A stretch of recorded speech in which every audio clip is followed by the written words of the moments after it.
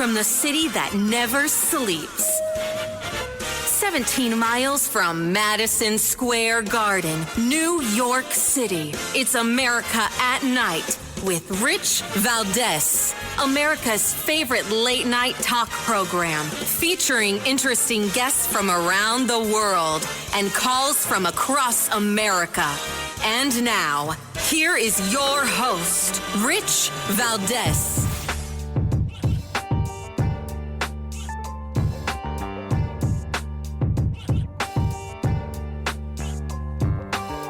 Hi there, good evening, and what's up, America? I am Rich Valdez, Valdez with an S, at Rich Valdez on all of the social media. Our phone number is 833-482-5337 if you want to join us on our late-night national town hall conversation, and I'm looking forward to speaking with you. Welcome to the Monday night edition of America at Night with me, Rich Valdez, and we are live and national. Now, I want to make a very formal announcement here. I am marking myself safe from deportation and detention. I drove through Newark, New Jersey just yesterday. I did not get detained. I did not get deported. As you guys know, I am an American of Puerto Rican descent, and the word on the street is that there are some Puerto Ricans, or at least one Puerto Rican, that was detained at an ICE. They don't want to call them ICE raids. They want to call them enforcement operations, and that's okay. At a seafood factory or seafood distribution center in Newark, New Jersey, as they were enforcing some immigration deportation or detainment orders and whatnot. And Mayor Ras Baraka, who I just want to say I know, I've met on many occasions, I respect, I like him. I think he's a good guy. We don't agree on politics. Matter of fact, I met him debating him. I was debating him on Fox 5 New York many years ago, when I was in the administration of Governor Chris Christie. But he's a good man. He's a family man. He was there with his children, and he's just a very decent person. And on this issue, I think he's doing what he feels he has to do as mayor to defend his constituents, and he supports the idea that Newark is a sanctuary city, which I disagree with. But he says that an American citizen of Puerto Rican descent was questioned. Listen to this. Obviously, some ICE agents raided a business in our city without a warrant. They went in the back of the establishment. We believe that there were three people who they say... Now, I just want to add a little context here. There are several situations where ICE doesn't need a warrant, and this is, interesting stuff to note, right? Because, when you hear it put this way, that they came without a warrant, it sounds like, oh my gosh, this is a violation of one's rights.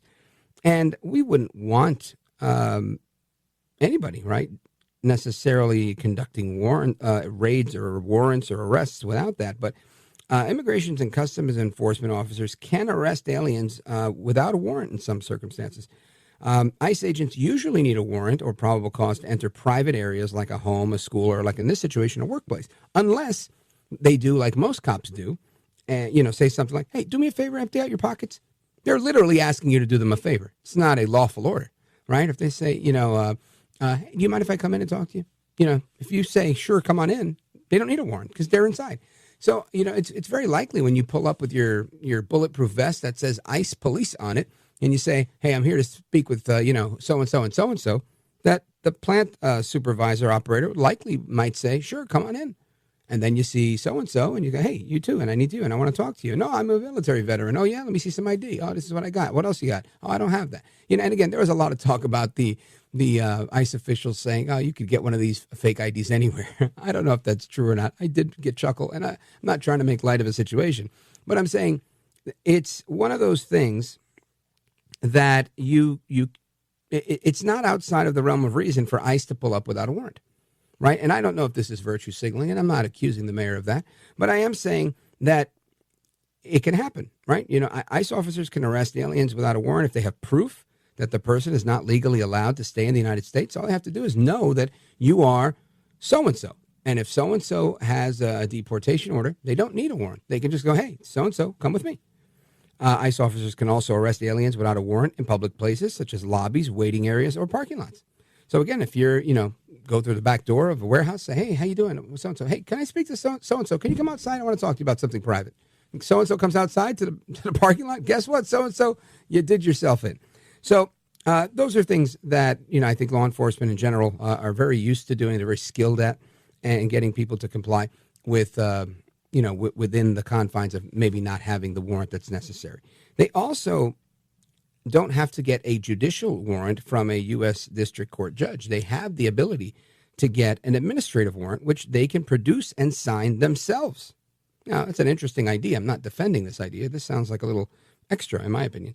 But these administrative warrants are not subject to the constitutional rules for warrants under the Fourth Amendment because they're not enforceable as such, right? So it's not like they can come with their own signed warrant that they issued themselves and say, all right, we demand to come in and search your premises.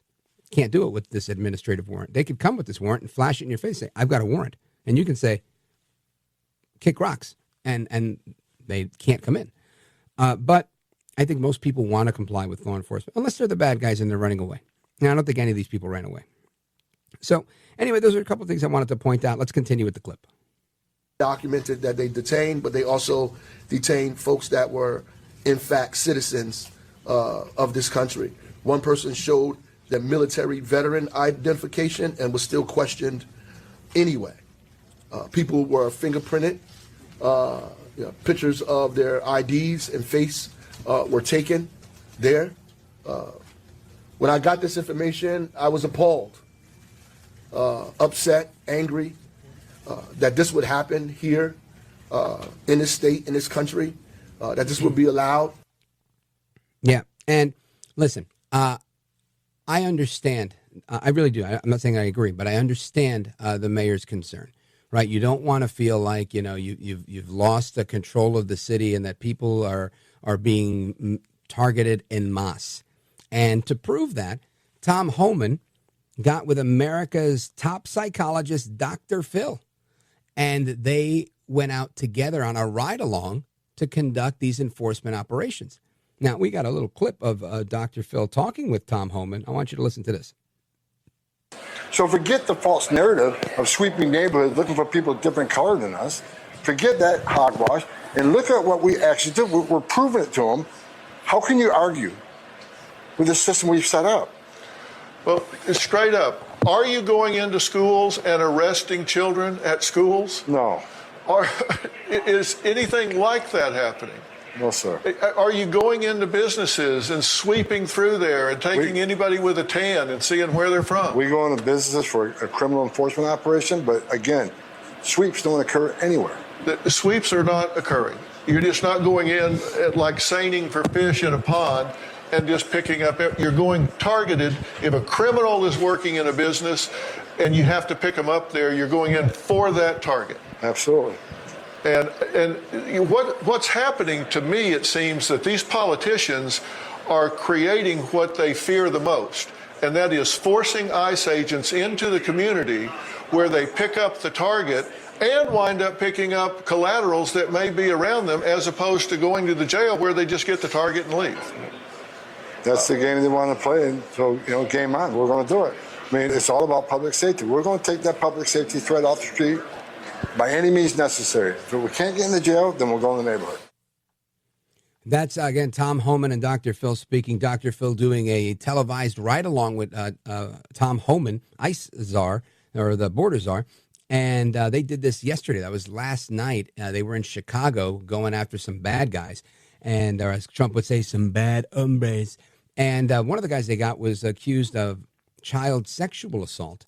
Born in Thailand, never been deported, but had been involved in several instances with our legal system.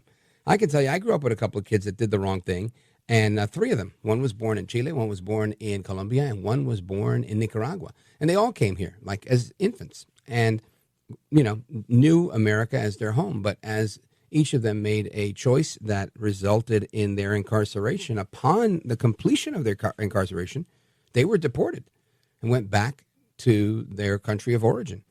And that was always the case, right? You do your time here, you pay your debt to this society, and then you're no longer allowed to be here because that's part of your residency is for you to be a lawful citizen or a lawful resident of the country. And when you violate that, you basically forfeit your ability to be here and you get deported. This has always been the case, right? This is something I've known since I was a kid because I saw it happen to some people I knew. So it shouldn't come as a shock. But yet I saw this one guy got detained on a DWI. No, he was arrested on a DWI that resulted in a fatality. So he got drunk and killed someone. He did time. I think he did 6 years or something like that, and which likely is not enough, but he did. And 10 days after he gets out of jail and he's home hanging out with his wife, they come and they pick him up to tell him, hey, look, you committed a felony. You're not allowed to be here anymore. And he was like, I think I deserve a chance. And, all the public is saying, what about the girl that you killed? Did she deserve a chance? And I think these are fair questions. And this guy was an Indian person from India. So this is not specific to, like Dr. Phil said, people with a tan, people that look like me. And again, I want to say I am marked safe. I drove through Newark, New Jersey. I drove into New York City. I've been all over the place this weekend, and I was not deported. I was not detained. I wasn't even questioned. So I do want to say I think there's a lot of misinformation out there. I think there's a lot of stuff on TikTok, a lot of stuff on Instagram, a lot of fear-mongering saying that El Trompito and Tom Homan and the rest of the bad guys are just out there doing bad things and they're taking everybody, and watch yourself. They're trying to make America white again. I really can't say I don't think that's true from my perspective. But we're going to get into that and some legal stuff and a lot of other stuff. A lot of big stories today. 50 people from the Tren de Aragua gang out of Venezuela were arrested in Denver as part of a DEA operation. Selena Gomez crying her heart out on Instagram, only to take the video down after she was ridiculed by a lot of people that commented on it. Other people coming and making videos, sobbing, saying, oh my God, Trump is making America great again. How can he do that? Why? I mean, it was really quite the spectacle. The president of Colombia doing an about face after saying, hey, no, I am not going to allow you to deport the citizens of my country that went to your country illegally. I'm not taking them. We're not letting your planes land. Guess what? He let the planes land. He changed his tune. And a lot of conversation that I had about these things with unlikely participants, right? I was talking to my 19-year-old daughter and two of her friends about this stuff, and I got some very interesting feedback that I'm going to share with you. I wish I could have recorded that conversation. It, in and of itself, was a show. That would have been an amazing podcast. And, of course, we're going to have a sit down with him in a little bit. Dr. Phil himself is going to tell us what happened with Tom Homan. He was there, and he's joining us live in a little bit. We got to give him a little time to get ready. Plus, I got to get through a few things. And straight ahead, I want to talk about Trump signing an executive order barring transgender individuals from serving in the military. I think that's a step in the right direction, not just for the culture war, but fiscally, it's the right thing to do. And I'll tell you why when we come back. And we got another guest coming up. Keep it locked right here. I'm Rich Valdez. This is America at Night with Rich Valdez.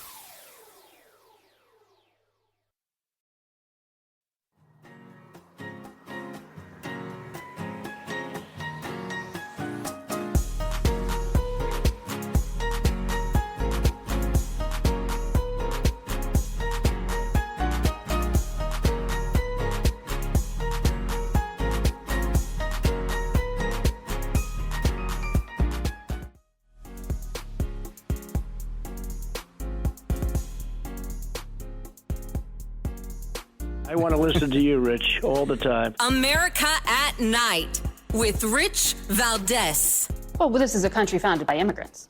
Well, this is a country founded by... This is a very unique country, and it was founded by some immigrants and some settlers. But just because we were founded by immigrants doesn't mean that 240 years later that we have to have the dumbest immigration policy in the world. No country says that temporary visitors, their children, will be given complete access to the benefits and blessings of American citizenship. America should actually look out for the interests of our citizens first. And that means, again, if you're here permanently and lawfully, your kid becomes an American citizen. If you're not here permanently, if you're not subject to the jurisdiction of the United States and don't plan to be, why would we make those people's children American citizens permanently? That is Vice President J.D. Vance. He was on with Margaret Brennan on, Meet the Press, Face the Nation this weekend. And Very interesting topic. Everybody seems to be up in arms about it, about birthright citizenship. And if you were born here, you're a citizen of here. That's it, period, the end. Not so fast, right? I think the senator who authored part of it, Jacob Howard, I think he had some differing opinions on that, specifically indicating that that was not the intention of the 14th Amendment. But I want to get into that. I want to get into Trump's transgender executive order and a bunch of other things with our guest. Her name is Keisha Toni Russell, constitutional lawyer. She's with First Liberty Institute in Texas, focused on religious liberty litigation. Keisha, welcome to the program. Thank you for having me.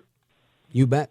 Let's get into to this a little bit. You heard Vice President Vance on with Margaret Brennan discussing birthright citizenship and the idea that because we are a nation of immigrants, that somehow we should accept all that are claiming asylum, all that want to be here. I've had some people over the weekend criticize me for claiming to be a Christian and saying that I think we should have law and order. That was somehow wrong or erroneous to the view or the chagrin of some people. Where do you weigh in on this? Well, I think the main thing you have to do is ask people, do you lock your door at night when you go home?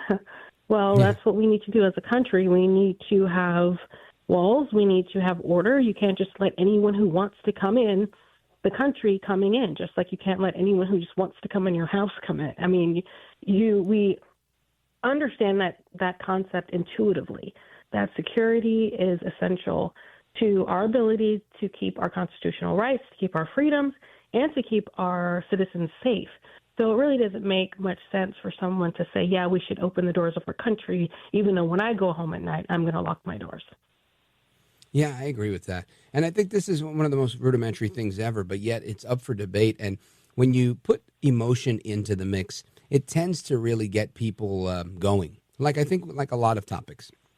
Now, I want to get into your book as well, and I'm going to do that after we take the break right now. But tell me a little bit about your thoughts on how the nation's going to react to a new, or I guess a nuanced or updated interpretation of the 14th Amendment. And do you think that'll actually happen? Will the SCOTUS go for that? Well, I can tell you it's a very bold move for the administration.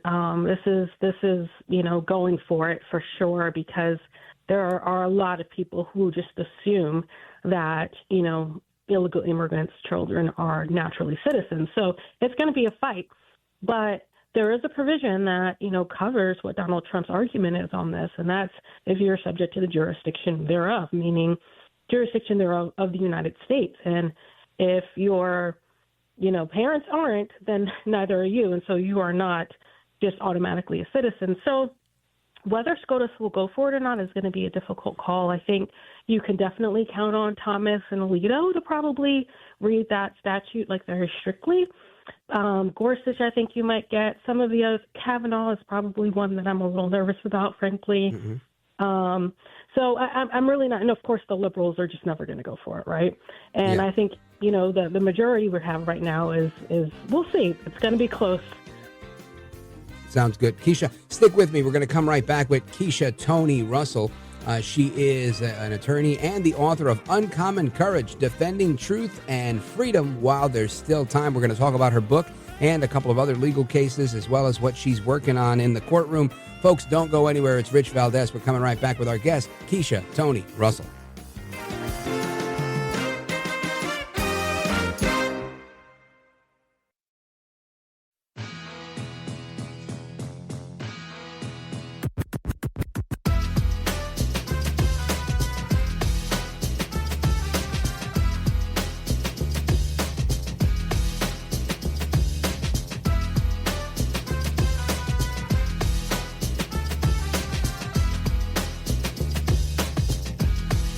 Thanks for what you do. You have so many people. You ask the questions that if the viewer had a microphone, they would ask that question, and you seem to always ask it right at the right time. So God bless you, my friend. America at Night with Rich Valdez. All right, amigos, welcome back, familia. We continue our discussion, and that voice right there, that was the voice of Dr. Phil McGraw. legend on TV, and he said some nice things about me. He's going to be on the show in the next hour talking about his ride-along with Tom Homan as they went on these ICE enforcement operations in Chicago last night. So keep it locked right here for Dr. Phil live with me in the upcoming hour. But right now, we're still on with Keisha Toni Russell, constitutional lawyer with First Liberty Institute. And Keisha is the author of the book, Uncommon Courage, Defending Truth and Freedom While There's Still Time. Now, Keisha, I want to continue our conversation, but I want you to hear a clip of President Trump today in Florida talking about defending free speech and his views on TikTok. Check this out. I have a little bias toward TikTok right now. I have to. So we won youth by the largest margin. No Republican, we generally don't win youth. We won by 36 points. Can you imagine that? And I think TikTok had something to do so. Pardon me if I'm a little bit, I became a little bit jaded toward TikTok, but we'll see what happens. We're going to have a lot of people bidding on it. And if we can save all that voice and all the jobs, and China won't be involved. You don't want China involved, but we'll see what happens. We'll see what happens. All right, so there it is. The president wants to save all those voices. He wants people to have a platform. He just doesn't want China involved. Keisha, your thoughts? I think we've lost Keisha. Do we have? Oh, I'm sorry. I'm here. No, I'm here. So sorry about that. No, I think the TikTok issue is interesting because it's not that TikTok can't find a buyer, it's that it doesn't want to sell, right? So the Chinese don't want to sell this app, and I think they might be relenting a little bit now, but I think that's always been the issue. I think TikTok was always able to find someone who is willing to buy it. And, we'll see what happens because I think ultimately China does want to hang on to the ability to surveil the Americans, right? Yeah. So I think that's really the issue here as it relates to Donald Trump and free speech. His order that he signed day one of the many amazing orders he signed day one, was an order protecting free speech. And the order affirmed all Americans' rights to free speech and called for an end to the censorship of protected speech. So we already know as conservatives what has happened to free speech in the last couple of years in our country and how we've been silenced when we try to speak truth. I heard you talking about Dr. Phil earlier, and one of the reasons why I really like Dr. Phil is because he was speaking truth when it was really starting to cost him a lot. And that's how you know someone who's a true believer of truth is that they're willing to pay the cost to speak it. Yeah, him, RFK, Trump, they all kind of got deplatformed. Maybe not Dr. Phil, but definitely the other two. And I think you're right. And this is part of, defending the truth and freedom while there's still time is what you write about in your book. That's the subtitle to your book, Uncommon Courage, Defending Truth and Freedom While There's Still Time. What prompted you to write this book? Obviously, you're an attorney focused on the Constitution, religious liberty in particular, which I think is one of the most fundamental parts of speech that must always be defended. But why this book and why now?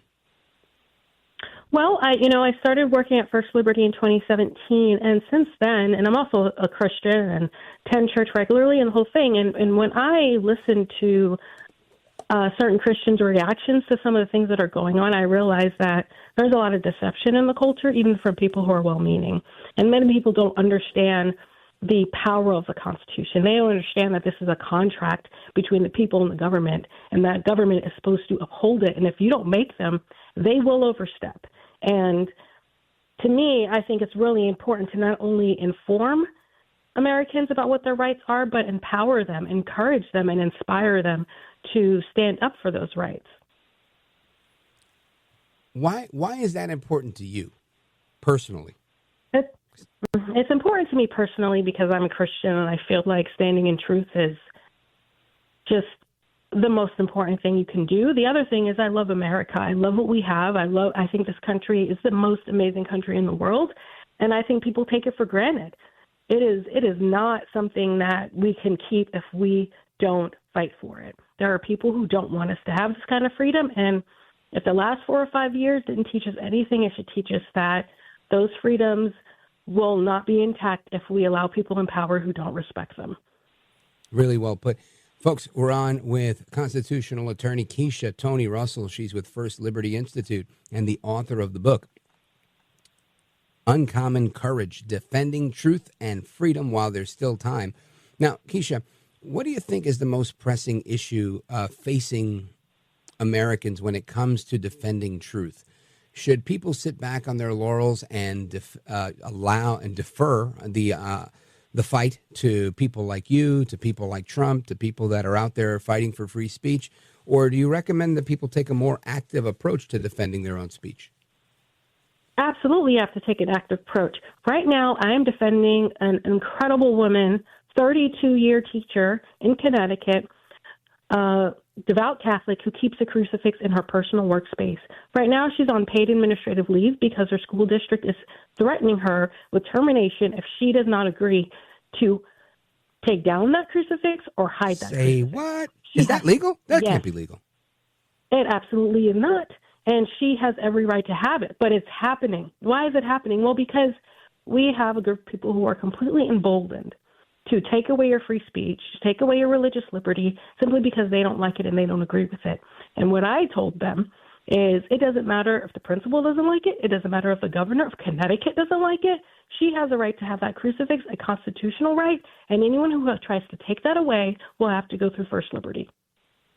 I love that. Now, I think this is important because I tend to, at my own fault, to my own detriment, I feel like I give a lot of benefit of the doubt of the other side. I always try to be empathetic somehow. And I realize maybe it's my own naivete. Maybe I'm too much of a nice guy. I don't know. But when I hear something like that, I think, because there was a case like that years ago in Jersey, something like a little girl wore Jesus on her shirt in Camden County, and the word Jesus, like Jesus saves or I love Jesus, something like that. And the school people said, oh, look, we can't endorse religion here. You're going to have to turn your shirt inside out. Her mom was a hardworking person, but wasn't a college-educated person that didn't know a ton. But she was a devout Christian and told her pastor. And her pastor said, let's call one of these people. I don't know if it was ADF or, one of these groups that defend religious liberty like you do. And they took him to court and they had a field day and they were like, you can't do that. You can't tell the little girl to take off her Jesus shirt. What's wrong with you? And ultimately they got the point. And I think, they settled somehow. But it made me realize I don't know that these people were actively trying to do the wrong thing. They were doing the wrong thing in what they believed was the virtue of doing the right thing, to be secular, which they believe is the right thing, to not take a stance to say, no, you can't do that because that's wrong. And I don't know if I'm right or wrong in this situation, if they were being malicious because they were being anti-Christian, or do you think it was just like their serious ignorance of the law? Well, I think it's ignorance and hostility, and here's why I say it. What you're saying is something I hear a lot. A lot of people say, well, maybe they just don't mean it. They just don't know better. But here's the thing, and this case is a great example, and even our Coach Kennedy case. I don't know if you remember that case with the football coach in Bremerton. That's our client. And so that school district dug in its heels, no matter how many opportunities we gave them to leave that coach alone. They would not do it. It's the stubbornness. But here's the other thing. As a Christian, I understand that we fight not against flesh and blood. And so in this situation with Marisol Castro, it's like this bullying taking place. So in December is when they asked her to take this cross down. Then they asked her to put it under her desk. And if you see the picture of this crucifix under the desk, you would gasp. I mean, it's just so offensive. And they were going to suspend her without pay during Christmas for the crucifix that has been at her personal workstation for 10 years. So even if you don't know, is that really the way you want to handle it? No, you're being a bully, plain and simple. And once First Liberty and our co-counsel on this case, which is Wilmer Hale, one of the top law firms in the world, and we are both telling you need to rethink this, and you still refuse? No, I'm sorry. After that, I think you're just a bully. You're trying to save face. You think you're right when you're not, when the law is pretty clear. All you have to do is at least go read the Coach Kennedy case. And free speech, viewpoint discrimination is a violation of the free speech clause, no matter what. And it has always been that way. So even prior to Kennedy, this school district has no leg to stand on. Woo! Well, I know who I'm calling if they tell me I can't wear my blinged out cross the next time on TV or something like that. I'm calling our guest, Keisha Toni Russell, constitutional lawyer with First Liberty. She's the author of this book that I recommend you get a copy of for yourself and a copy to give away, Uncommon Courage, Defending Truth and Freedom While There's Still Time. Now, Keisha, I know we were scheduled for this much time, but are you able to stay for a couple more minutes? Because I want to get your take on the transgender executive order, if you're able to stay. Sure, it'd be my pleasure. You got it. Folks, we're coming right back with our guest, Keisha Toni Russell. This is America at Night with Rich Valdez. Call now, 833-4-VALDEZ. That's 833-482-5337. 833-4-VALDEZ. That's Valdez with an S.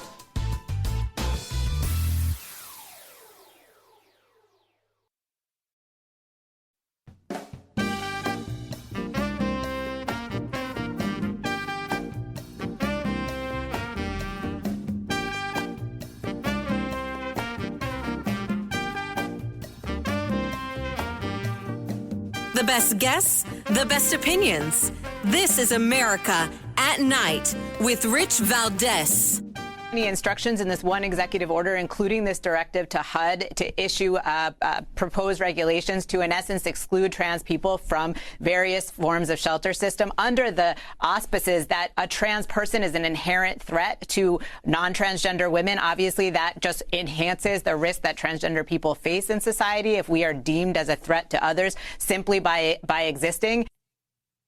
All right, so that is Chase Strangio last week. I played it last week when it happened. I'm playing it again because that was him with taking exception to what President Trump signed last week with respect to girls in sports. Well, now he's likely still upset because he's the trans lawyer at the ACLU because President Trump has now signed a new executive order banning transgender people from military service. At least that's how The Hill is headlining this. He's expected to sign that executive order. I think he signed it earlier today, if I'm not mistaken.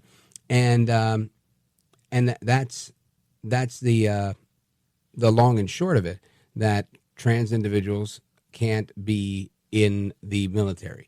So I want to get the reaction to this from our guest. She's been with us and very gracious with her time. Keisha Toni Russell, constitutional lawyer with First Liberty Institute. She's also the author of the book Uncommon Courage, Defending Truth and Freedom While There Still Is Time. Keisha, your thoughts? Yeah, I just think that argument is foolishness. And I think it's the reason why a lot of conservatives have been bullied because, we're being told that having standards, having boundaries, and using common sense to say you cannot put an intact male in a facility with girls where there could be something that goes on that doesn't need to go on that's common sense. It is not violence. It's just how you would protect women and how you would protect girls. And I think ultimately the left is losing their voters. They're completely I think many of the Democrats are just completely revolted, so much so that many of them who were never Trumpers completely rejected the Democrats in November. And so I believe that if these activists really were paying attention to what's going on, they would realize that they have gone way too far. And the American people are just completely over it. Yeah, I agree with you 100%. I just don't know that they know they've gone too far, despite people on a number of issues, right? I think you have the New York Times poll that just came out recently saying something like, 80 or 90% of Americans favoring mass deportation. There was a similar poll on this topic, people saying the same thing. We think girls should stay in girls' sports, boys should stay in boys' sports. Yet it's somehow the fringe, and I don't know if it is the fringe, and maybe this is more of a political question than a legal one, but I don't know. Is it the fringe or is it the mainstream with everybody left of center that wants to push these ideas? Well, yeah, your friend Dr. Frill calls them the tyranny of the fringe, right? And I think he's right about that. I think it's a bit fringe because I think the average person would agree, no, it's not right to beat up trans people or kill them because they're trans. These are just obviously, right?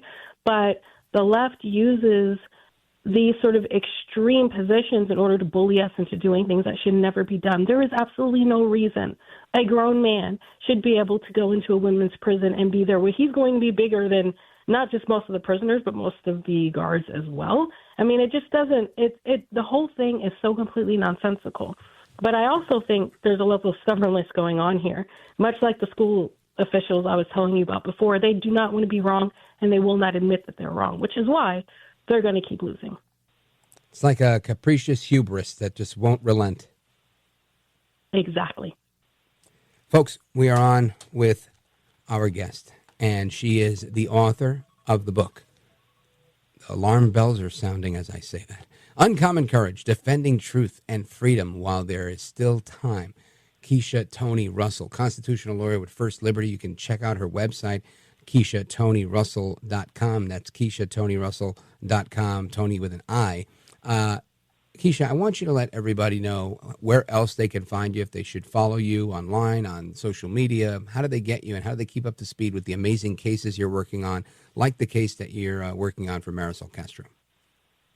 So you can follow me on Instagram at Keisha Toni Russell. You can keep up with all of our cases at firstliberty.org. We have an amazing newsletter that talks about all of the updates for religious liberty, including all of the great things that Donald Trump is doing for religious liberty and free speech and for our Constitution. And we keep close watch on that, as well as a lot of information on the judiciary. So you can also find my book on Amazon, so KeishaToniRussell.com, as well as firstliberty.org and Amazon. Outstanding, folks. Give her a follow on Instagram and keep up to speed with everything she's working on. She's terrific. Keisha Toni Russell, I want to thank you for being here. You're a gentlewoman, a scholar, and a patriot. Thank you. Godspeed. Thank you for having me. Thank you so much. My pleasure. And amigos, your calls and more coming up straight ahead. 833-482-5337, 833-4-Valdez. This is America at Night with Rich Valdez. Call now, 833-4-Valdez. That's 833-482-5337. 833-4-Valdez. That's Valdez with an S.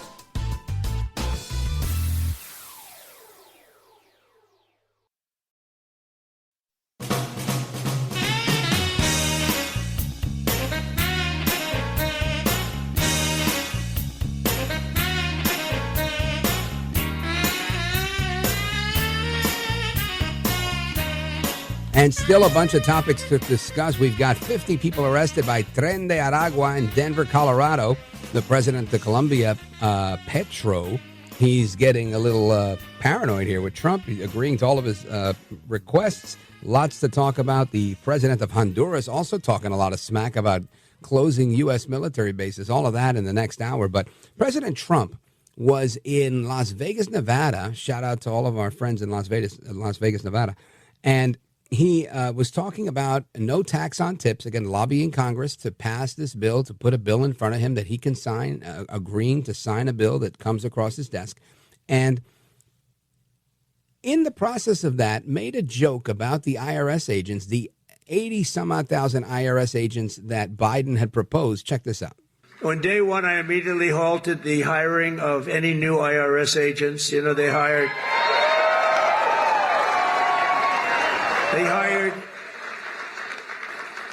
or tried to hire 88,000 new workers to go after you, and we're in the process of developing a plan to either terminate all of them or maybe we'll move them to the border. I think we're going to move them to the border. Well, they're allowed to carry guns. You know, they're so strong on guns, but these people are allowed to carry guns, so we'll probably move them to the border. Not a bad idea for armed IRS agents. Move them to the border. And we're going to talk about that border. Dr. Phil's going to be joining us in the next segment, God willing, and telling us about his time in the field with Border Czar Tom Homan. So keep it locked right here for that. Plus your calls and more coming up. 833-482. I don't know the number. 4-Valdez. You know the number. Don't go anywhere, folks. It's Rich Valdez.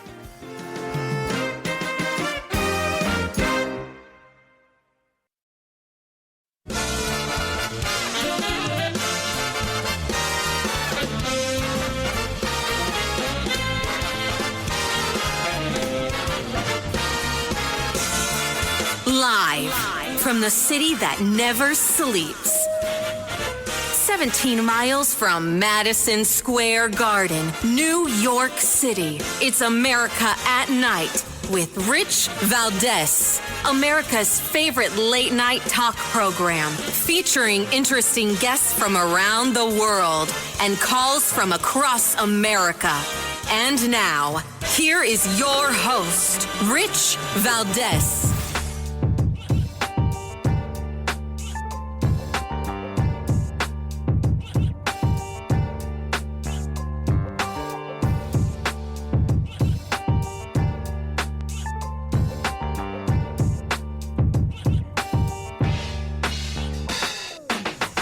Hi there, good evening, and what's up, America? It's Rich Valdez back for another hour of stimulating talk. And I'm hoping that you guys will call in where the phone lines are open. We do open phones across America. Happy to speak with you. 833-482-5337. I remembered the number. That's why I always say 833-4-VALDEZ. It's easier to remember. And I'm looking forward to speaking with everybody that dials in tonight. Of course, it's the Monday night edition. We're live. We're national. It's 7.5 minutes after 10 p.m. on Monday night, and lots of news. Again, Selena Gomez was crying a whole lot today. Maybe she was crying because 50 Tren de Aragua gang members were arrested in Denver, Colorado by the DEA, and we're going to get to that in about 2 seconds. But I want you to hear a little bit of Selena Gomez crying because she, I guess, got embarrassed or bothered by it. She took the video down, but I got a clip of it before she did. Listen to this. I just wanted to say that I'm so sorry. All my people are getting attacked. The children. They don't understand. I'm so sorry. I wish I could do something, but I can't. I don't know what to do. I'll try everything, I promise. Okay, so there's Selena Gomez again, frantically crying. And again, I hate to be a cynic and make fun of a girl crying, but this one I got to say, listen, to each their own, right? I told you I have a friend of mine, dear friend of mine, was upset with me for sharing things on my social media about seemingly being happy that America's doing this. Now, I'm not happy about families being separated, as they would term it.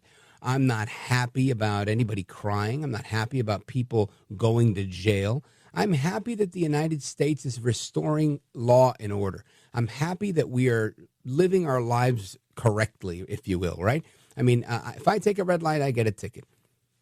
That's just how it works, unless you could talk your way out of it. And most days now, there's cameras everywhere. You get tickets without even getting stopped, especially in New York, trying to avoid going into the city as much as possible. But bottom line here is we have to have law and order. We just have to. That's the only way we have civil society. And it's great when you do, because everybody knows, we don't do that. And we do things the right way, right? And everybody lo coge con bien, take it easy. Everybody takes it really smooth. But instead, we have this bedlam that has been created, this open border, this massive human smuggling operation that's been, I'd say, conducted by Joe El Baboso Biden and Que Mala Eres, and it's happening right under the noses of the American people at our expense. So maybe that's why Selena Gomez is crying. No, she's crying because she says her people, the Mexican people, are being deported. They're being attacked, is what she said. They're being attacked. Yet, we've seen story after story coming out of Aurora, Colorado, Denver, Colorado, out of Chicago, out of New York City, where these Tren de Aragua, TDA gang members are causing absolute carnage in the streets, right? Taking over complete apartment buildings to the point where the police had to condemn the building, shut it down. Nobody can live in the building now. I mean, isn't that crazy? When they temporarily shut down that building about a month ago? So Selena Gomez wasn't crying when they said, hey, we can't find 300,000 undocumented minors that came across, unaccompanied minors that came across the border with people that may or may not be their parents because we stopped doing DNA under the Biden administration. She wasn't crying. At least I didn't see a crying video released by her when she responded to the Lake and Riley killing or any of the other girls. Jocelyn Nungarai. I mean, there was a number of women and girls that have fallen prey and victim to the hands of illegal aliens. And I know I could hear their voices in my head right now, my critics, saying, but Rich, it's straight white men that are the number one culprits of these crimes. Why aren't you attacking them? Why are you only going after your kind? Why are you repeating right-wing talking points? Why are you romanticizing white supremacy? Don't you realize that you're embracing your captors? You are romanticizing your oppressors? I'm not oppressed. Look at how much smack I talk every single day. Free as a bird. Nobody tells me a thing. Why? Because of this beautiful country that we live in. Right? Because we're able to do that. Because we have freedom of speech. God bless America. I could do what I want. And I could do it in Spanish si me da la gana. Right? This is what we do here. Everybody has different perspectives and everybody comes from a different place. And we do it that way. And we have respect for people. And if you don't like what they say, you don't have to respect what they say. You don't have to listen. You could turn the dial. You could talk back. You can argue them. And that's what we're doing. I'm pushing back on Selena Gomez, who I like. I'm a fan. I like her TV show. I think she's a good actress. I don't draw the line saying, oh, you're a crazy lib. I'll never watch your show. I would never watch TV, period. I mean, listen, I love Tom Selleck on Blue Bloods. I like Voight. I like a lot of our conservative brethren in the Hollywood world. But, I mean, I like the rest of them, too. I enjoy good stuff. I'm not going to be mad at people because they don't agree with my politics or see America the way I do. I'm just going to talk about them. I'm going to criticize them. Now, speaking of the Tren de Aragua, listen to this report about the DEA arresting 50 of them at a makeshift nightclub. Long-term operation that culminated last night, started about 9 o'clock. Arrests started happening about 3 in the morning. We got there a little bit after 5. Federal agents, DEA agents, also supported by Adams County Sheriff, were told by the DEA many were members of Tren de Aragua, the Venezuelan gang. About 50 people detained and being processed right now. According to the special agent in charge, this was an invitation-only party for TDA. Okay. They were there partying inside. They did say that they found drugs inside, cocaine, and a new street drug that's out there. No word yet of any fentanyl or amounts of money, but this is an operation that we're told the DEA has been watching closely for several weeks. That's Tony Kobaleski, Denver 7 News. And again, DEA and ICE agents raided this party being hosted by Tren de Aragua. It sounds like a setup to me, right? It sounds like somebody caught somebody and said, hey, call your friends. Let's have a party. Let's bring them all in. And they did. They fell for it and they all got caught. Good for them and good riddance to them. This is what we need to see happening everywhere. And some of that was happening in Chicago last night. Last night in Chicago, ICE agents with the boss in tow, Tom Homan, went out and conducted their enforcement operations, encountering someone that was accused of some sort of child sexual assault.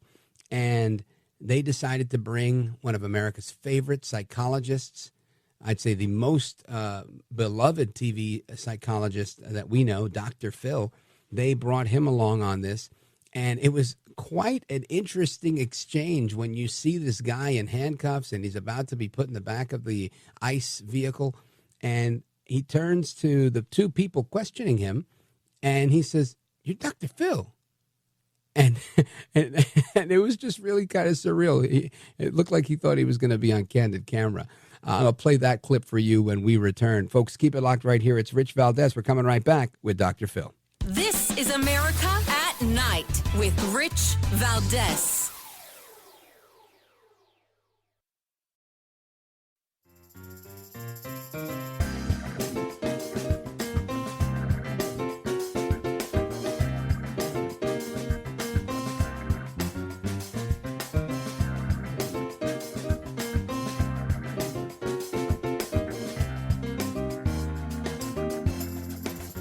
Well, thank you, Rich, and thank you for everything. I know you very well, and I listen, but I have a lot of people that listen, and they love your show, and I appreciate it very much. America at Night with Rich Valdez. All right, amigos, welcome back. Rich Valdez. We are live and national Our phone number, if you want to join us and join our late night national conversation, largest live show in late night radio, give me a call, 833-482-5337, 833-4-VALDEZ. Now, right before the break, I told you a little bit about what I saw when I was scrolling through my Instagram, and I saw Dr. Phil's post that he was out there with Tom Homan, and he encountered an illegal alien that was suspected of doing some sort of child sexual assault. And at one moment, he's like, I don't want to talk anymore. I want to talk to my lawyer. And then he says, hey, you're Dr. Phil. And he's like, how do you know me? He's like, I saw you on TV with Dr. Phil. That was where I lost it. Listen to this. What's your name? Seda. Seda what? Do you have a first and last name? Sam. Seda Sam? Yes. Where are you from? Where I was born or where I'm from? Where are you born? Thailand. You been deported before from the United States? No. Never been deported? I've been in the system before. Yeah. Yeah. What have you been charged with Charged where? before? I'm not gonna say that. I'm gonna talk to my lawyer. Yeah. Are you a citizen? My mom's a citizen. Your mother's a citizen? Yes. But you're not? Nope. But you've never been deported before? You Dr. Phil. You look like Dr. Phil. Yeah? How do you know me? No, I seen Dr. Phil, you know, on TV. Yeah? Yeah. I've seen you on Dr. Phil. You are Dr. Phil. I think that's terrific. Folks, I want to get some reaction to that and get the inside scoop on this with none other than TV legend himself, CEO over at Merritt Street Media, a place that I think needs a little Rich Valdez on the nighttime channel, but that's a different story. Dr. Phil, welcome back, sir. How you doing, Rich? Always good to talk to you. Likewise. So tell me, how did this whole thing go down? I'm fascinated by it. I love the idea that you're embedded with Tom Homan and you're there setting the record straight. There's so many people putting out misinformation that they're going after everybody's grandma. They're going after everybody that looks like me. And I know that to be false, but the reality is not everyone does. So how did you make this connection and tell us more about it? Well, you know, one of the first appointments that President Trump made was to get a new border czar, and he tagged Tom Homan for this. And Tom was, I didn't know him, but he was retired. He was acting ICE director, I believe, and he had retired. And President Trump reached out to him and said, will you come back and take that role? And he said yes. And we reached out to him and said, look, this is a really big issue. I'm not into politics. I focus on culture, what matters to families in America. And this was high on their list. So I wanted to talk to this person because the border was out of control at the time. And it was really troubling. So reached out to him and he said, sure, I would love to sit down and talk to you. You've got your finger on the pulse of America, and we've followed you for a long time. Love to sit down and talk to you. So he came in to, Merritt TV. We're based in the Dallas-Fort Worth area. He came into our studio here, our broadcast center, and sat down and had a no-holds-barred interview. Answered every question, hard question that we asked, and he was very clear. He said, we've got three objectives, and one is to shut down the border. It's out of control. We don't know who's coming across. There's 2 million plus gotaways. It's time that we shut it down. And number two, we want to get the dangerous criminals off the street. That's who we're going to target and go after. And three, there's hundreds of thousands of children that have gone missing. They've come across the border and just gone missing. And a lot of them, we believe, have been caught up in prostitution, trafficking, sweatshops, that sort of thing, but they've just gone missing, and we want to rescue those children. And I said, I think those are worthy goals, and I certainly support those. And then we went to the border with him and met with the sheriffs and the border guards down there, and they all respect him and believe that he's the right man for the job to step up. And he has been true to those three objectives every time I've been around him. The law enforcement has been consistent with those goals.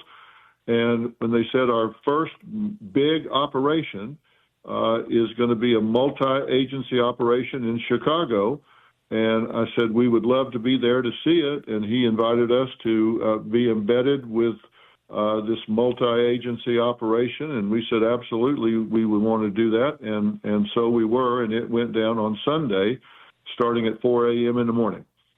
Wow.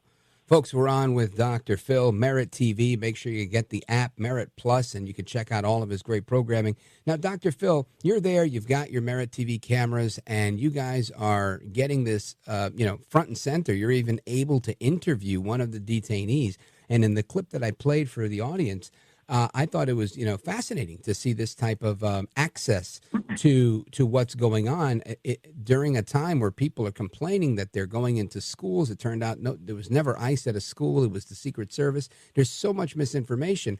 And then all of a sudden, this guy's like, hey, you're Dr. Phil. What was that like? Run us through. Well, I certainly didn't expect that, but he's been here so long. I guess he's had a chance to watch television enough that he recognized me and has watched the show. I've been on for 25 years. He's been here for 20 of that. Wow. And he was arrested back in 2007 and from what I understand, has a conviction for sex acts with a child. He apparently recruits these children on the internet and exploits them. That's his conviction. And look, here's the thing that I want to be very clear about. Before this ever started, I got into Chicago on Saturday night and sat down with Mr. Homan, and I said, you see the media. I've been reading what's there, been listening to them talk about it on different outlets. Let me just ask you straight up, because you have the right to. If they're in the country illegally, you have the right to remove them. So it's nothing that you would have a reason to lie about, but just let me ask you straight up. Are you sweeping neighborhoods and taking out anyone that is in the country illegally? Yes or no? If you are, just tell me. And he said, absolutely not. We are going after the worst first. And he said, we are building files on these people.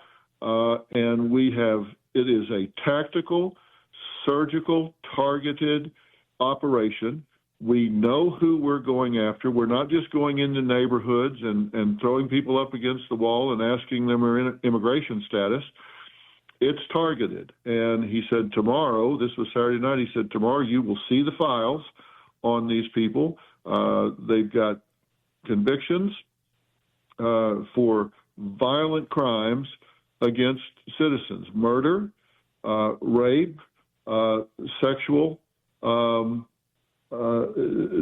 acts against people that are underage, using the internet any way that they can. We've got muggings. We've got aggravated battery, assault. This is a rogues gallery. And we got there the next morning at 4 a.m. and DEA, ATF, FBI, U.S. Marshals, ICE, they were all there. And, Rich, their number one thing that they talked about the most was safety. We want everybody being safe, and I'll tell you how they went about that. I think you'll be impressed. Folks, we're coming right back with TV legend Dr. Phil from Merit TV, and he's telling us all about his time embedded with Tom Homan last night on an ICE enforcement operation. Keep it locked right here. It's Rich Valdez coming right back with our guest, Dr. Phil. We're live, we're national, and we'll be right back.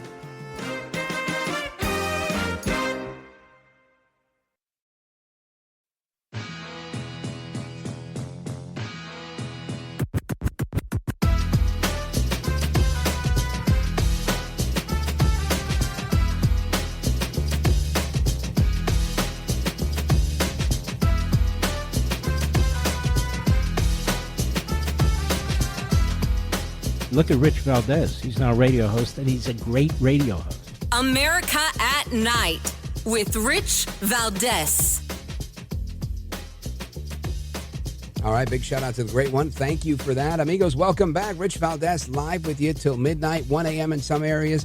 Happy to be here with you. We're live and national. The phone number is 833-482-5337. Having, I would say, the best discussion going on right now, the late night national town hall, and you're invited to join us, 833-4-VALDEZ. Right now, I'm chopping it up with television's Dr. Phil. You've seen him on television for 25 years, being a psychologist to America, talking about everything in the culture. And he was embedded with his Merit TV cameras with Tom Homan, the Border Czar, on a ICE enforcement operation. And he says that they were focused on safety above all things. Dr. Phil, welcome back, sir.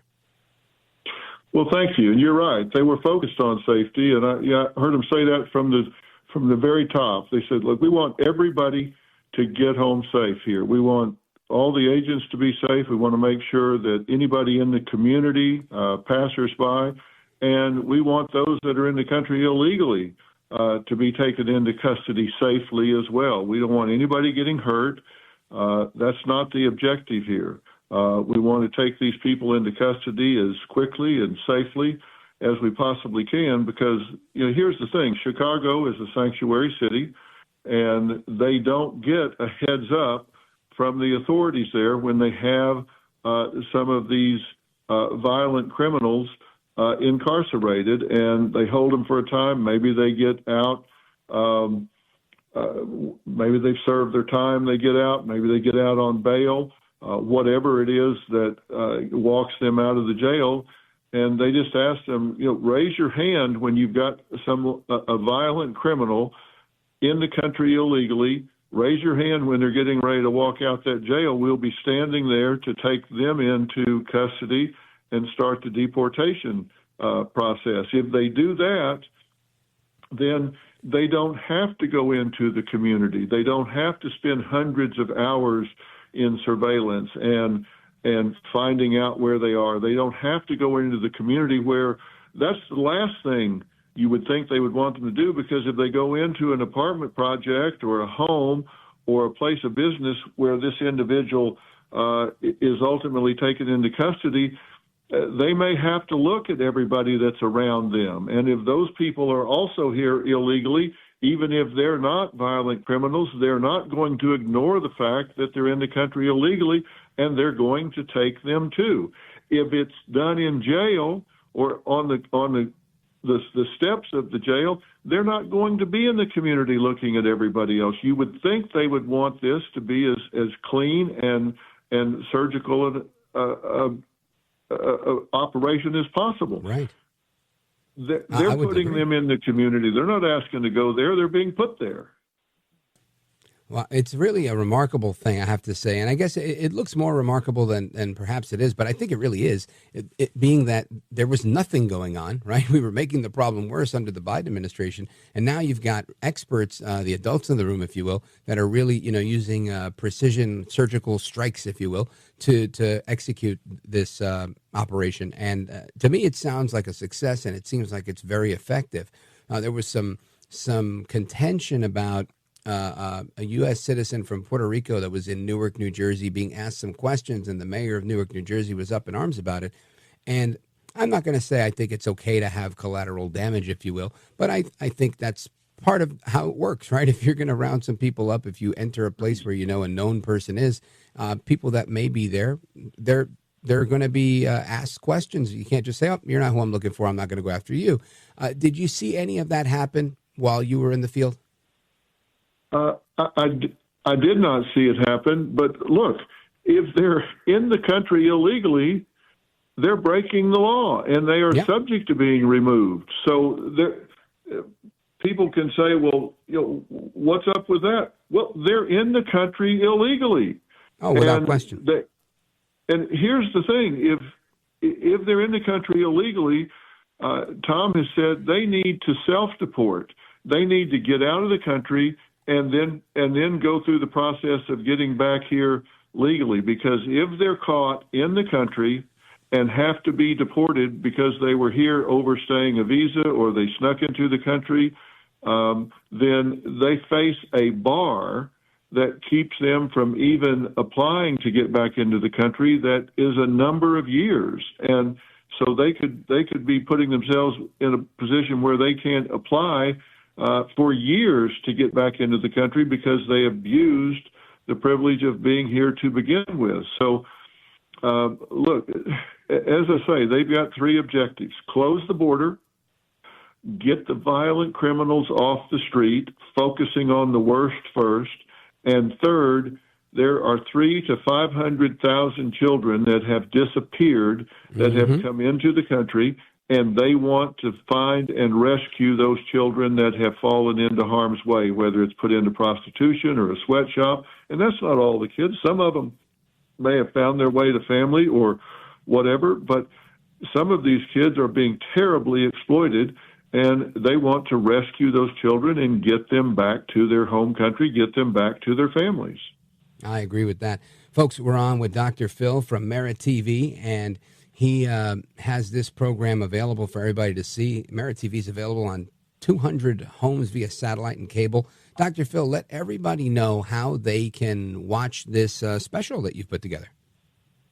Well, if you go to meritstreetmedia.com, the homepage will come up and ask you to put in your zip code. And when you do, it will tell you how you can watch it in your area, whether you're on cable or streaming. It'll tell you exactly what channel to go to. And then we have the Merit TV app, which you can download for free, and you can watch it on your computer, your iPad, your telephone. And, you know,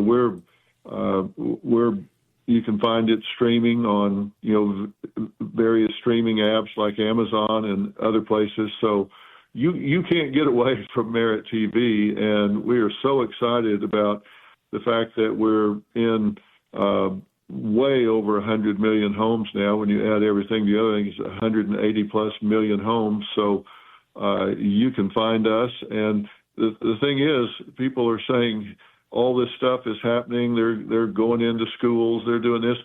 We were there. We met with we met with FBI, U.S. Marshals, DEA, ATF, and ICE. We saw how strategic it is, how tactical it is, how targeted it is.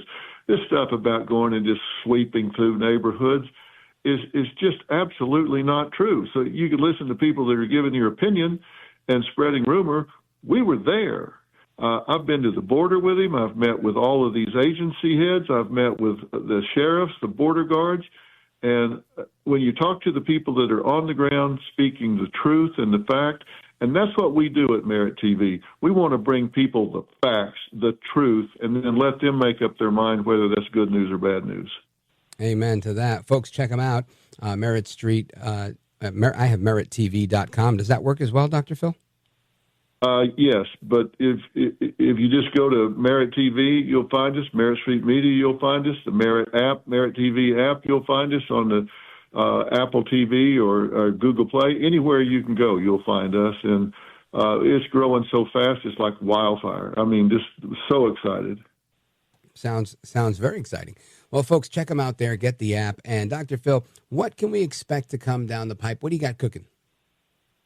Well, right now we're really focused on so many different stories that we're trying to bring people. We're focusing on nutrition with people, and I think that President Trump has made a really big focus on pharmaceuticals and what's being fed to people in this country. I think RFK Jr. Is going to get confirmed to take over HHS and is going to be focused on that. That is a really big thing for Americans. They're telling us that's what they're interested in. We're going to get them the truth on the conflict of interest that's been going on between Big Pharma and what information you're getting. We're focusing on what's being fed to people by the big food companies. We're focusing on that. We're taking a real hard look at a lot of true crime that's happening in America, and I'm very much a big supporter of law enforcement, and we've been working with NYPD, and I've been out and met the new DA in L.A., Nathan Hokum, and I'll tell you, he is a far cry from Gascon. This is a law and order guy, and we talked to him about arresting arsonists and looters in the Palisades and Altadena fires out there. Wow. Very impressed with him, and can't tell you what a relief it is to have somebody out there that's actually holding people accountable. And we're really excited about that, and we're bringing people the truth. We want to own the debate lane in America. We want people to be able to hear both sides, of course, and make up their own mind about what's going on in this country. And I'm very optimistic about America. I don't think we're nearly as divided as the media wants people to believe, because it sells tickets. And I think we've got a lot of commonality in this country. I think we're all Americans first, and I don't care whether somebody's Democrat or Republican. We're all Americans, and we need to not forget that. We all want the same things, don't we? We all want a great country. We all want things to be affordable. We all want to feel safe in our homes. We want our kids to get a good education, and I think we're facing an actual emergency in America right now, in that our education system is collapsing. I don't think it's a crisis that's coming. I think we are in an emergency right now. Our educational system is collapsing around our ears, and we've got to do something about that. Amen to that. Sounds like a Dr. Phil 2028, but what do I know? Dr. Phil, I want to thank you for being here. I really appreciate it. Folks, check out his program. From the clips I saw, this is better than any episode of Cops you'll ever watch. It was the real deal. They were on the ground with Tom Homan during these ICE enforcement operations, and it was really impressive. Dr. Phil, I want to thank you for making the time to be with us. Godspeed to you, sir. I appreciate it. And Rich, I just have to thank you for doing what you do every night and opening up that mic and hearing from Americans, letting them express their opinions, and really giving people a voice. So God bless you for what you're doing, my friend. Thank you, sir. Godspeed to you. And amigos, we will continue your phone calls and more straight ahead. Don't go anywhere. This is America at Night with Rich Valdez. Call now, 833-4-VALDEZ. That's 833-482-5337. 833-4-VALDEZ. That's Valdez with an S.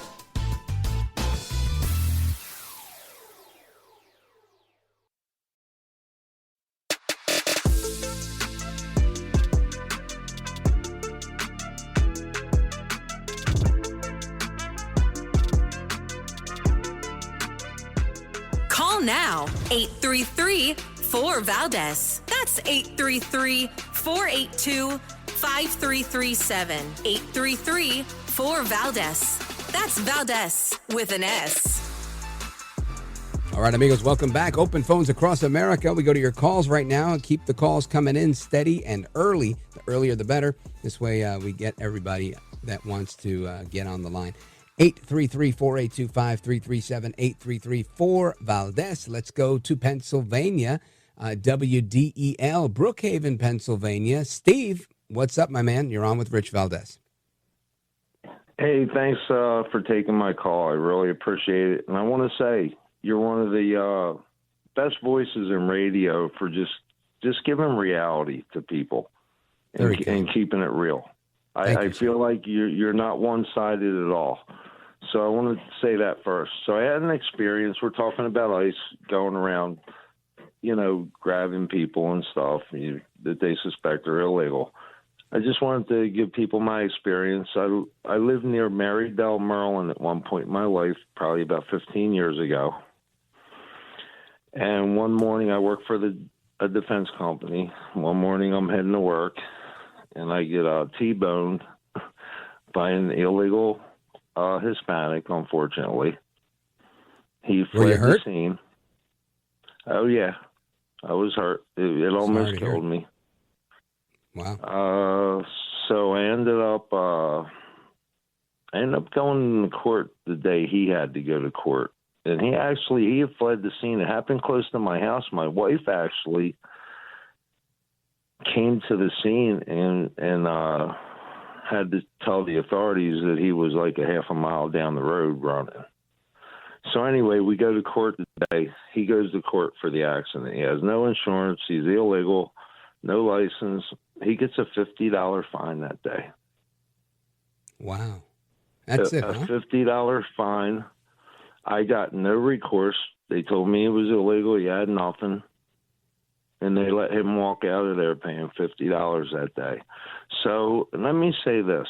And the other thing I want to say about it is what gives ICE the right, in my eyes, to do that all the people bringing fentanyl over that border, they're the illegal people. So one guy gets over that border with a big bag of fentanyl, he can kill 30 or 40 of your friends. Yeah, you're not lying, Steve. That's such a delicate yet super dangerous drug. And, you know, with respect to your story, I think you're not alone. I think there's a lot of people that deal with that, and not just with you know, traffic incidents, but that's just one part that I think we overlook because the reality is traffic really isn't enforced in a lot of countries that are in the developing world, right? And when you come to the developed world, we have these traffic signals and traffic circles and all sorts of things that I think people are not necessarily always used to. We have a constabulary that actually enforces the law, including traffic laws. And I know a lot of places you can pay the cops off and they go away. And, you know, when you don't have that situation here, you can get into some sort of conflict. So I think there's a lot of this that goes into that. Not to mention that some years ago, I remember there was a crew of guys doing it where they're doing it on purpose. They were hitting people on purpose to stage lawsuits so that they could collect, especially in sanctuary cities and states. So I'm sorry you went through that, but it is a reality of what's going on. And thankful to Homan and the Trump administration for doing what they got to do to make sure we eliminate as much of that element as we can. Steve in Brookhaven, Pennsylvania. Gracias, my brother. I appreciate it. WDEL in the building. Folks, I'm going to take a quick pause right here. Coming right back to your calls in Idaho, Montana, Canada, and more. Don't go anywhere. This is America at Night with Rich Valdez. Call now, 833-4-VALDEZ. That's 833-482-5337. 833-4-VALDEZ. That's Valdez with an S.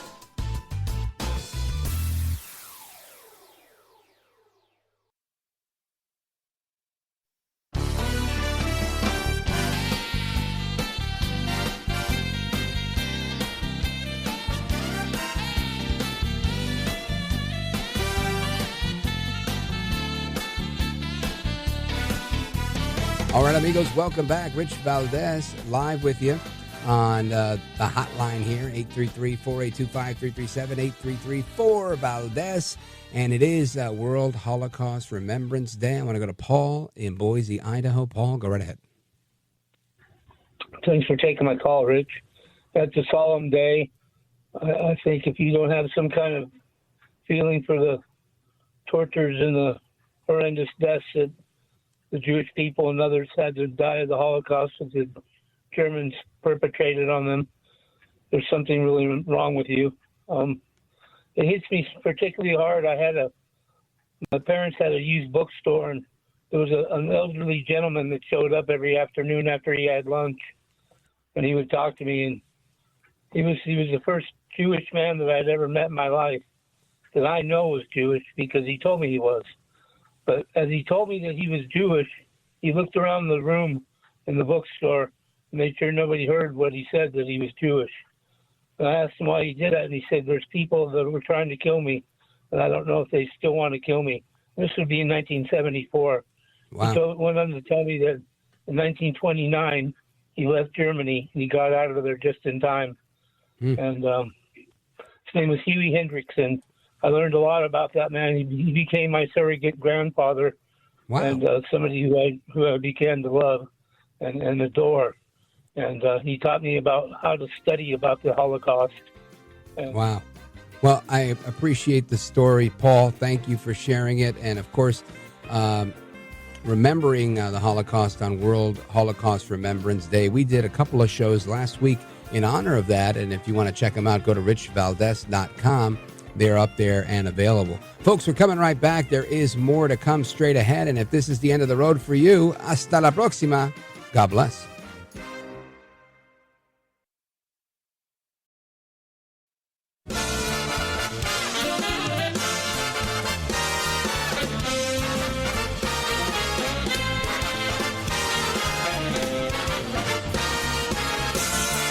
Live from the city that never sleeps. 17 miles from Madison Square Garden, New York City. It's America at Night with Rich Valdez, America's favorite late-night talk program, featuring interesting guests from around the world and calls from across America. And now, here is your host, Rich Valdez.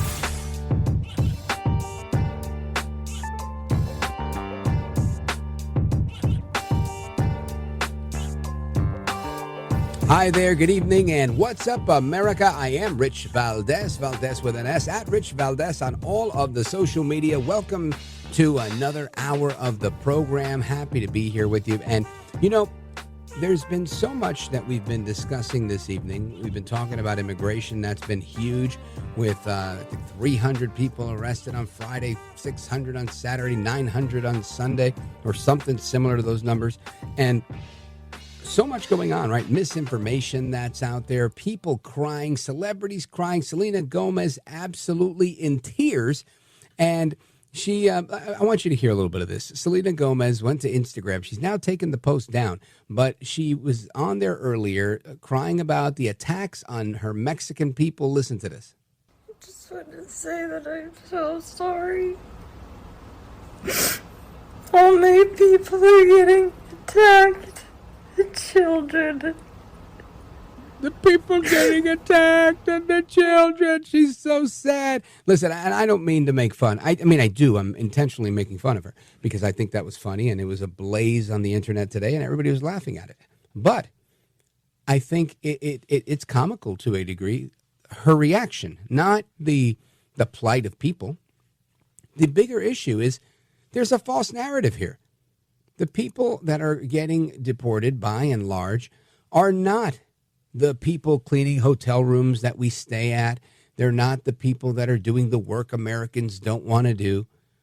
Right? It might be a handful of them, sure. I mean, that may happen if they're there. But in reality, they're going after people that have sex crimes, felonies, multiple felonies, DUIs with fatalities. Right? These are the people that are being targeted. And this is part of what I think is wrong. But there's a comedian that, Count Dracula, what number is this that I'm looking for? And this comedian, and if he's not a comedian, he's incredibly funny, Manny de Santiago. You can get him on Twitter. And he goes through this crying imitation of Selena Gomez, where he literally starts listing how America keeps getting better every day. Enjoy this. Trump is making Saudi Arabia invest $600 billion into America. No. Countries used to always make us give them money, and now he's making countries invest in America.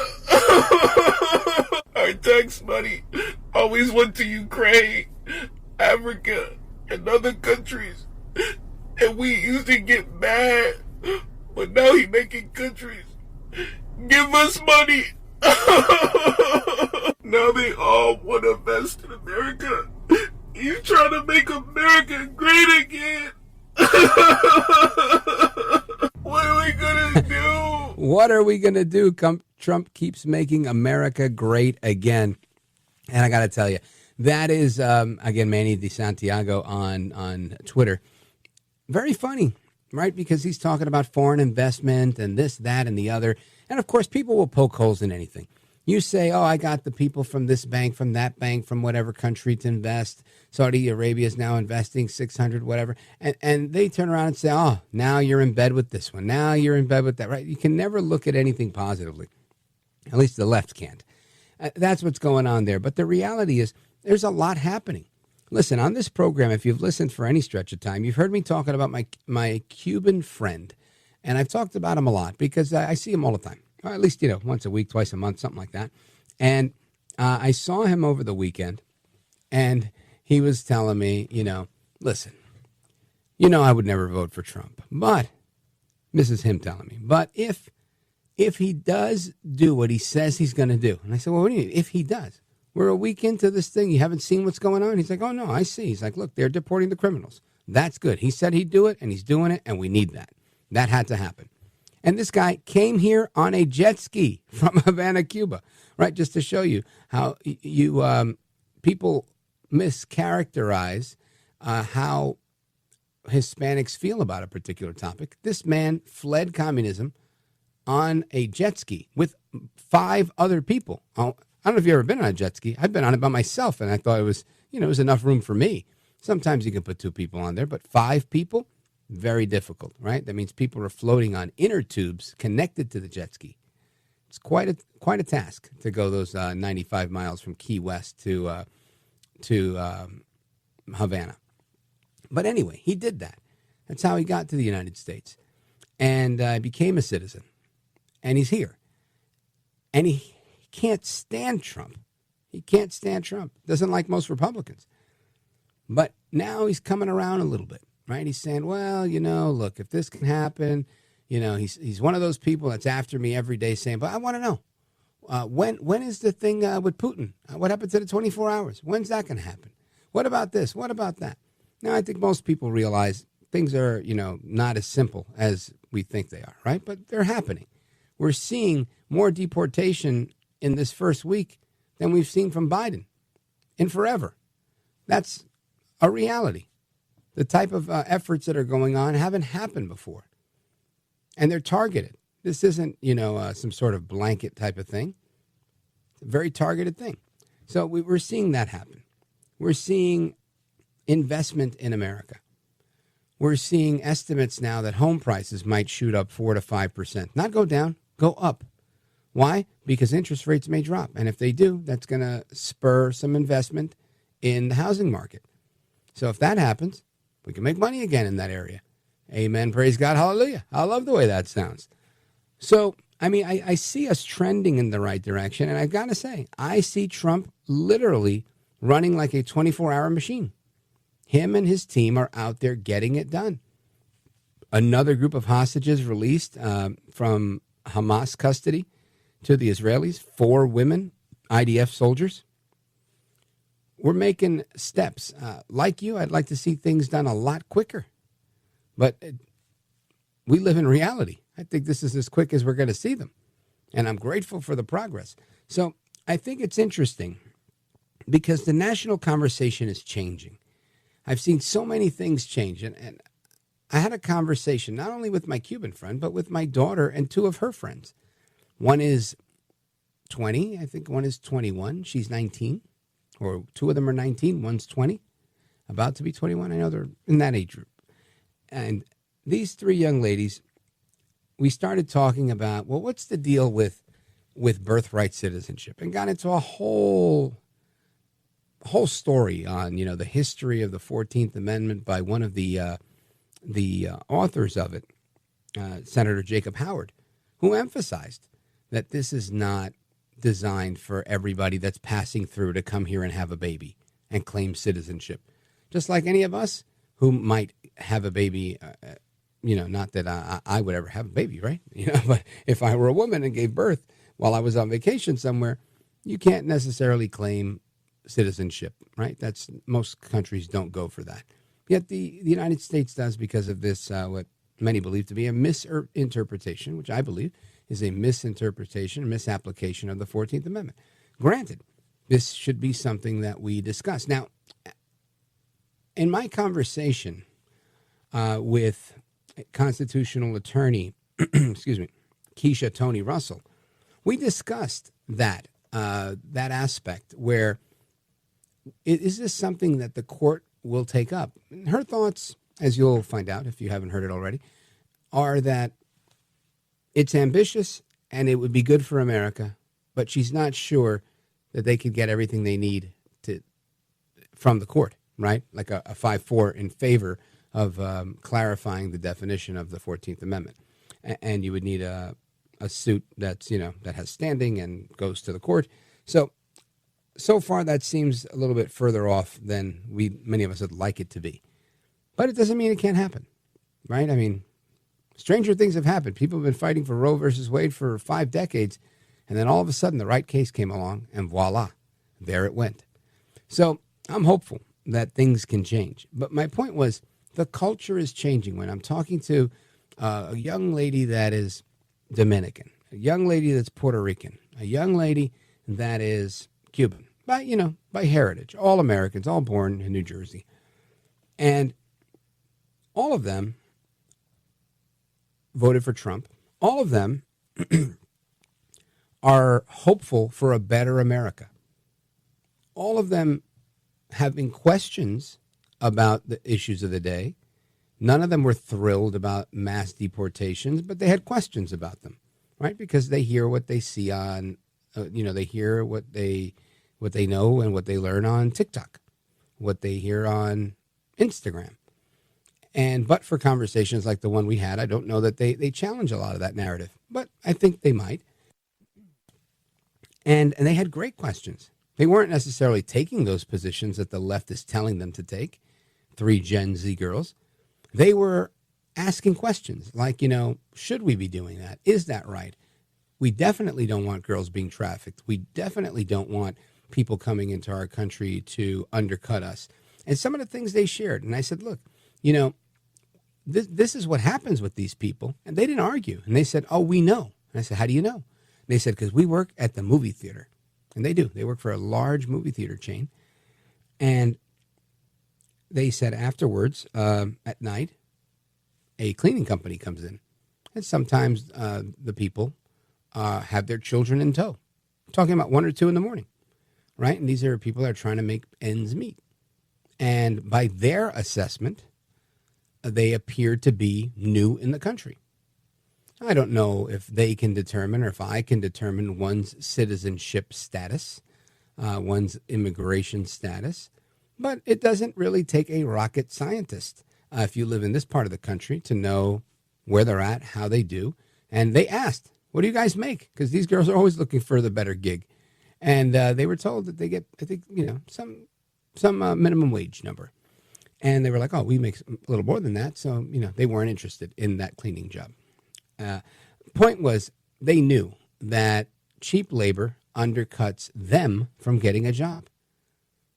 You don't need to undercut the youth of America today. They're not stupid. They're way more nuanced than people give them credit for. And they understand the issues from a perspective that's quite practical as college students that hold down these 20, 30-hour-a-week jobs while they're in school full time. So it was an enlightening conversation for me, and I hope I'm not losing you in the audience. But to me, it was like, wow, this wasn't a conversation I thought would have been possible in the New York, New Jersey area 2 years ago, 3 years ago, 4 years ago. But it's the conversation I had today. Times are changing. Anyway, Pete Hegseth was confirmed over the weekend. We have a clip of that. We'll be playing that on the way back. So to give you an update on some of that, there's lots of confirmation hearings this week. We're going to talk about that. We're going to talk about Trump visiting California, some of the fallout of that with Karen Bass sounding off against him when he was in front of her, but seemingly acquiescing to El Trompito and his suggestions, if you will. So keep it locked right here. We're going to continue the conversation. Susan Crabtree is scheduled to join us from RealClearPolitics. Don't go anywhere. This is America at Night with Rich Valdez.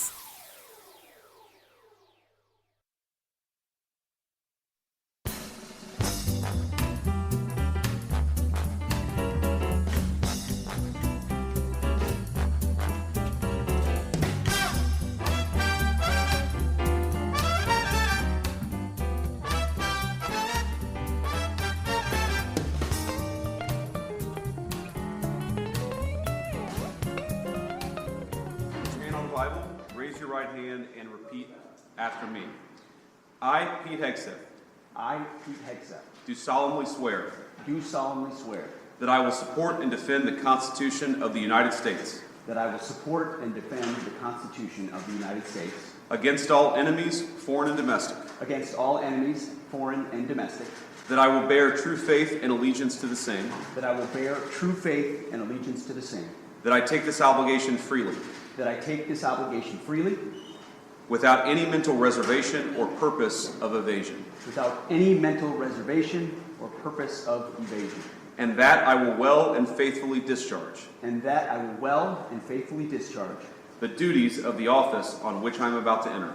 the duties of the office of which I am about to enter. So help you God? So help me God. Congratulations, Mr. Secretary. There you have Vice President J.D. Vance swearing in the newly minted Secretary of Defense, Pete Hegseth. And we discussed that on Friday night as it happened late during the show. And it was a wonderful thing that it happened as quickly as it did.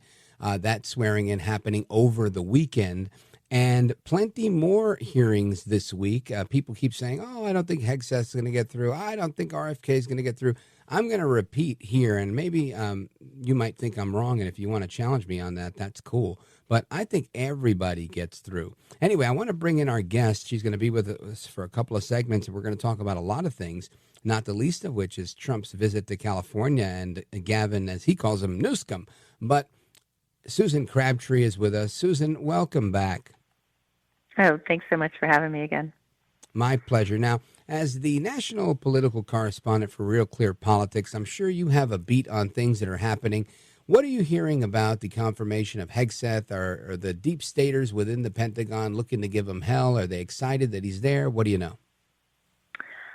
Well, I feel like he got through. That was the biggest hurdle. He faced the highest hurdles of any cabinet pick. So we're going to have, Robert Kennedy Jr. is going to set for a hearing on Wednesday. So that will be an interesting pick as well, because they're going to throw everything they can at him, questioning his science. But I do think that people are reevaluating. I even have journalist friends of mine, colleagues from, decades ago, who are saying mea culpa on X.com tonight. I was wrong about Dr. Fauci. I was wrong that the lab leak didn't come from it didn't come from a lab. That the Wuhan virus, the COVID virus, didn't come from a lab. And so that's the new era we're facing. It's like an era of journalists having mea culpas. Jim Acosta, the CNN anti-Trump journalist, leaving CNN today. You have Norah O'Donnell stepping down for her anchor position at CBS News, and some say being forced out. These are people that I've known, I've cut my teeth with over the years, many decades ago. It's just an interesting phenomenon to see. They went the liberal route. They decided to just fight Trump at every turn, and now their own corporate owners are saying that's not attracting the viewers that we need. And they think they're trying to turn a new page in their newsrooms. It's incredibly interesting to me to watch as somebody who has been in this business for 30 years. So, wow. Yeah, we have. Go ahead. No, go ahead. Oh, we're just saying that we already have 4 Trump cabinet members who have been confirmed, but we still have some of the key ones that are going to be up. It'd be interesting with Kash Patel. Oh, yeah. Well, I want to get into that with you and more straight ahead, so stick with us, folks. Susan Crabtree, RealClearPolitics, national political correspondent. We're going to talk about Trump's recent visit to California, plus the rest of what we can expect from these hearings that are coming this week for RFK, Kash Patel, and others. Folks, keep it locked right here. It's Rich Valdez coming right back with Susan Crabtree.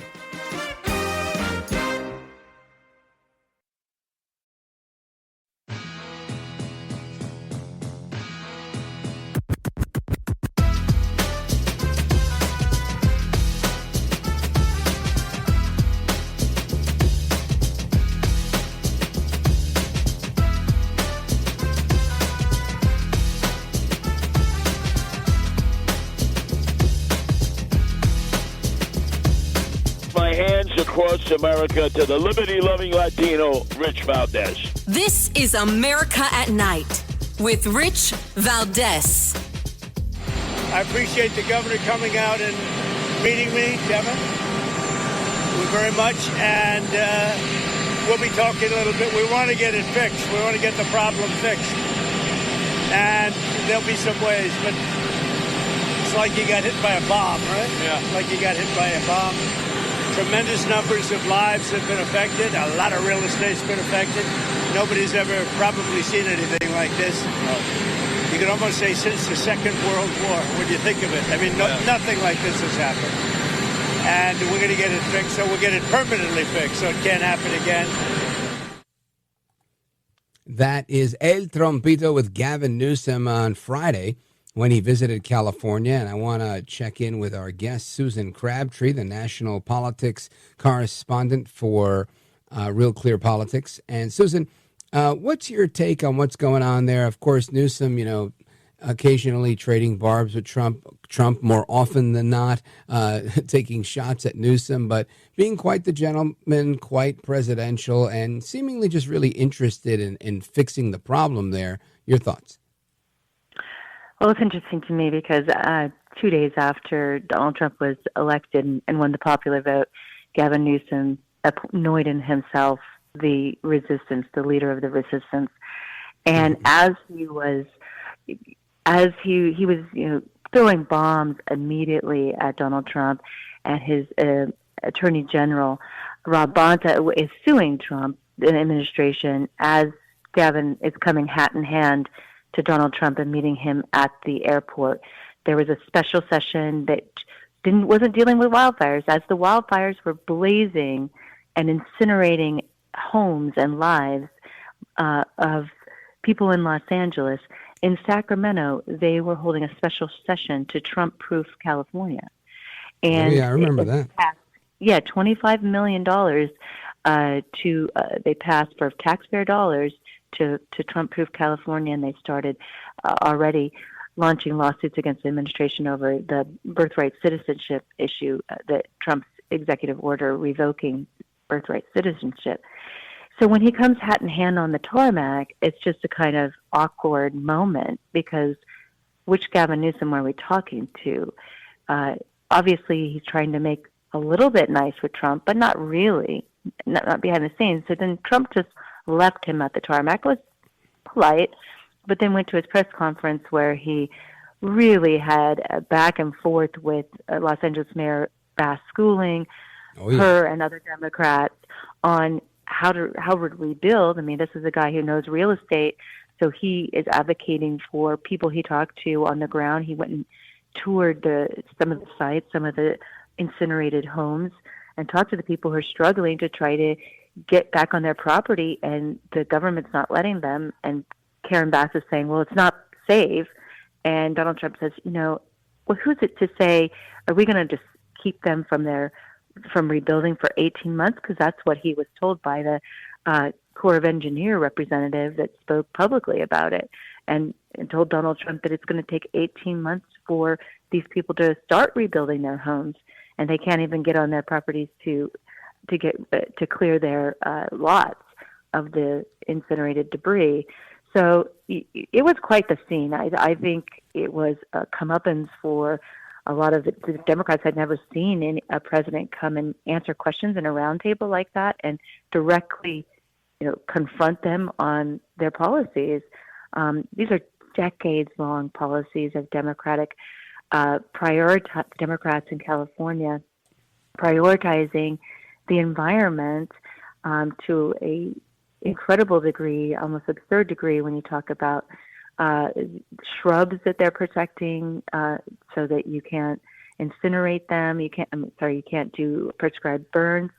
The Air Resources Board for California in around 2000 said we don't want to have any prescribed burns because it puts soot in the air. Fast forward, how much soot have these fires put in the air?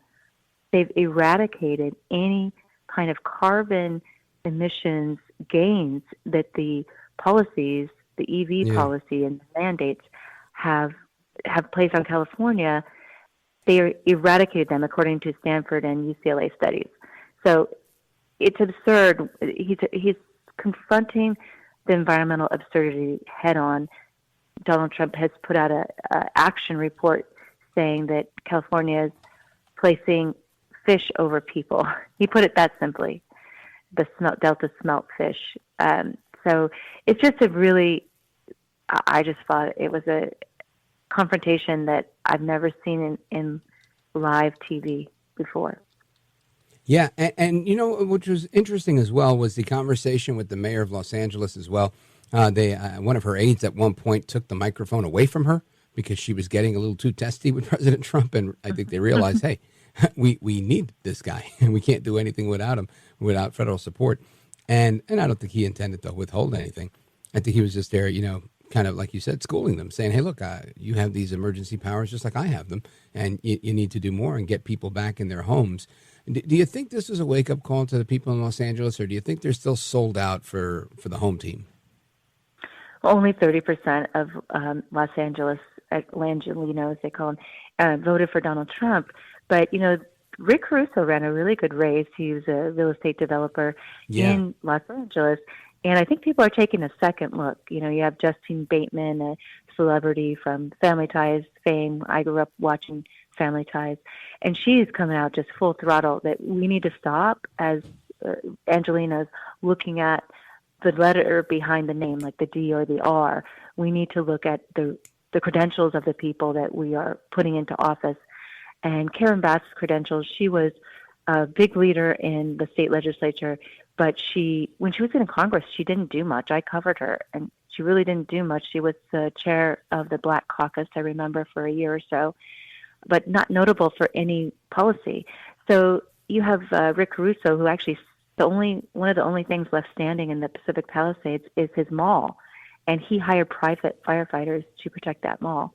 Oh, wow. And we're learning so much. I have a book coming out in March called Fool's Gold: The Radicals, Con Artists, and Traitors That Killed the California Dream and Now Threaten Us All. And in that book, I have a whole chapter on the wildfires. And I've watched this in my native state. California is my native home state. And it's just, this was not happening to the same extent when I grew up. We had fires, but they weren't burning up whole towns and obliterating them. You know, it wasn't like a war zone, a nuclear bomb fell. And, you know, we have so many crises attached to these wildfires it's all because of the environmental regulations, over-regulation, coupled with the utilities negligence time and time again. PG&E and now Southern California Edison is being investigated as the culprit for at least the Eaton fire that wiped out Altadena. And I know that those utilities spread money, political donations across the state. I've looked into this. I've investigated for more than a year, and it's incredible how much the utilities give these mainly Democratic politicians, and it's just been going on for years, and they keep letting these utilities off the hook.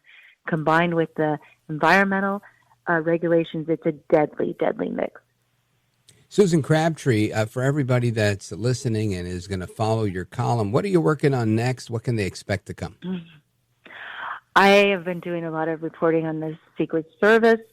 I have news on that front about the new director's house cleaning at the Secret Service. I just had a report about USAID, that the acting administrator, the Trump administration is cleaning. It's forcing many people, former officials, to off into administrative leave because they're not following Donald Trump's executive orders on DEI policies, ending DEI policies, and ending federal aid to overseas programs, to halting it. Sorry. That's a great idea. Yeah, it's on my Twitter tonight. I'm going to be working on those stories overnight, but I also be doing more reporting on the wildfires because they hit very close to home to me. And I'm working on stories about the decades and decades of bad policy that the Democratic leadership have placed on California. These fires are the direct result of. Shameful. Absolutely shameful. Folks, Susan Crabtree, RealClearPolitics national political correspondent. Susan, let everyone know how they can follow you, where to find you on X, and how to get you online. Thank you so much. Yes. It's at Susan Crabtree on X.com. And online, I'm at RealClearPolitics.com. You click on the writers and you see me, and you can pull up all the stories I've written for the last 5 years. So thank you so much for having me, Rich. I really appreciate your interest. Oh, it's my pleasure. Likewise. And I'm looking forward to seeing your new columns when they come out and hopefully having you back on to discuss those as well. Susan Crabtree, I appreciate it. God bless you. You too. Take care. Bye-bye. Now, I want to take a quick pause here. We're going to come right back because there's plenty to discuss. Of course, your phone calls. We've got a full call board. We got calls from Illinois, Maryland, Wisconsin, Montana, Vermont, Arkansas, and so much more. 833-4-VALDEZ is the number for that. But we also have the president of Colombia, a Marxist in true and true. This guy, he's vacillating. He's now succumbing to the I don't want to say demands, but the requests of the Trump administration. So more on that when we come back. Don't go anywhere. This is America at Night with Rich Valdez. Call now, 833-4-VALDEZ. That's 833-482-5337. 833-4-VALDEZ. That's Valdez with an S.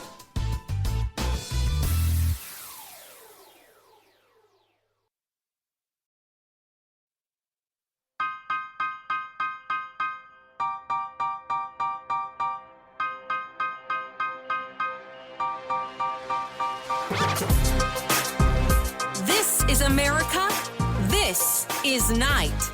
This is Rich Valdez. All right, amigos, welcome back. To the phones we go. Open phones across America. Time-honored tradition on this program where we let you, we the people, the American people, weigh in on everything that's on your mind, everything that's happening in America at night. And I want to go to Jamesville, Wisconsin, listening on WLS. Let's check in with Eric. Eric, what's up? You're on with Rich Valdez. Go right ahead. Well, thanks for taking my call. Yes, Listen, sir. I don't want to talk about immigration. Can I talk about something else, please? You got it, brother. Okay. I want to talk about Doge, okay? Yep. Now, I have been, it's like a interest of mine. I've been looking at America's debt, running deficit, and all that other crap for months now, you know? And I'll just put the big three out to you. The big three are Social Security and all that goes with it. Number two is debt service, and they have to pay that. Number three is military. Now, after all that, you've got roughly 25% of the budget left to work with. Elon Musk wanted $2 trillion, but that's roughly 30% of the budget. So at the end of the day, you just can't do it. Now, nothing against Musk, but I mean, I just wish the Doge crowd would throw a little realism into this. You see where I'm coming from? Yeah, I do. And I'm the first guy to do that. But I realize that if you throw too much realism at anything, especially in politics, you eliminate something that John McEnroe called the Overton window, right? And you have to, shoot for the moon. So if you miss, you're amongst the stars type of thing. And it has to be aggressive and it has to be ambitious. Because if we say, look, we can't possibly do this, that's way too heavy of a lift. Let's do this. They'll cut you off right at your knees and you won't get anything done. So you got to come in with guns blazing for something bigger, despite your ability to actually get it, so that you can settle somewhere maybe in the middle or less and look like you made a dent in the problem. And I'm happy that they're doing that. I mean, there's a lot of things that are out there. I mean, this agenda that this administration has is so incredibly ambitious, and I love it. God bless them all. You've got the introduction of the External Revenue Service. But guess what? Now there's ruminations about the elimination of the Internal Revenue Service. I mean, that's fantastic. Imagine no federal income tax because it's being offset by national sales tax, consumption tax, tariffs, whatever, right? Maybe even other options like a flat tax or a fair tax. Again, all different options, not the same, not interchangeable, but something to look at. And I love that we're having the conversation because guess what? Before, it was people in talk radio having that conversation. It was people that attended political conferences. It was people that were in politics. But it wasn't every Tom, Dick, and Harry in America. But now you've got people all over the place. My ex-girlfriend's mother, she works for a big hotel chain in the banquet department. And she's talking about no tax on tips for her and all her employees and her people in her department. This isn't something that was of interest to her before. The policy might have impacted her and her people, but it wasn't something that she was actively interested in. I can guarantee you that her and all those people that work there are very interested in this. All those people that attended Trump's rally in Vegas yesterday, these people are following the news on this, and they're very well versed in what's happening. And I love the fact that we have this engaged citizenry, these informed patriots, because without being an informed patriot, we're lost. We just, we kind of fall asleep at the wheel. So all of these aggressive and ambitious goals, I think they lead to people becoming more interested in what's going on in the process. So I don't disagree with you. I think you're right that we may not be able to get it all done because it's politics. And at the end of the day, there's a lot of fat. There's a lot of people looking out for each other. But when you put people on notice, just like this deportation, I was skeptical. I didn't think we had the manpower to get rid of every last person. Now that I realize the focus is primarily on criminals, that we do have the manpower for. And the way they're doing it, surgical strikes, perfect. Don't go to them when they're in their big numbers unless you bring bigger numbers, because I saw what the NYPD went through trying to get these guys out of certain shelters in New York City. So I think that there's a lot of really good things going on. The performance of the people that Trump has selected for a number of these tasks are really best in show people, right there. He's got the best of the best, and I'm happy to see that. Will we be able to restructure things the way you mentioned? Perhaps not. We may not cut $2 trillion, but man, I'd love to see them, aim for that. Well, I understand, Rich. I get your point, but I like crunching numbers, okay? And last year we spent more than $2 trillion that we got in, and we had to issue treasuries and crap like that for other countries to buy our junk debt. I'm not saying it's all going to blow up tomorrow, and maybe I won't be around to see it. But at some point, the people that buy our T-bills are going to want a better return on their investment, if you know what I mean. Well, I think we reached that point, right? I think when we've seen a dip in people buying T-bonds because they've said, you know what, with the rate of inflation as high as it is, it's eating up my return. It's worthless to me. It's worthless for me to buy them. So people have lost interest in buying them.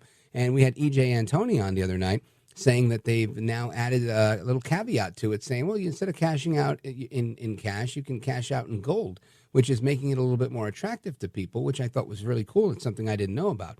But you're right. We have to manage inflation, and that's still not totally under control. We have to make sure that the economy is running on every cylinder, as my mom would say in Spanish, a todo que da, as much as we can so that we can really get there. And until we get there, we're not going to be able to see the gains that we need to realize. So your finger's on the pulse, and you're not wrong. I think we're just not there yet. I appreciate it, Eric. I got to take a pause right here. Eric in Jamesville, Wisconsin. Excellent conversation. Shout out to everybody listening on WLS. It's Valdez coming right back. This is America at Night with Rich Valdez.